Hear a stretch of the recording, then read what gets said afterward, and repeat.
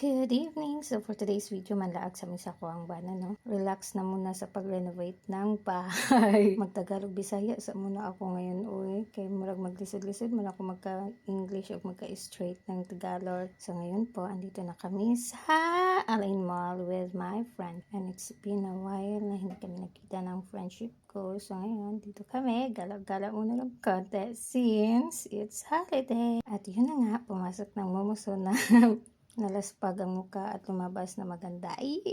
Sana all. So, pagkatapos ko magpa-counter, here we are. We're going to have our dinner. No, kay gutom na kaayo. And here are the things that we bought. So, nag-shopping galore pala kami doon.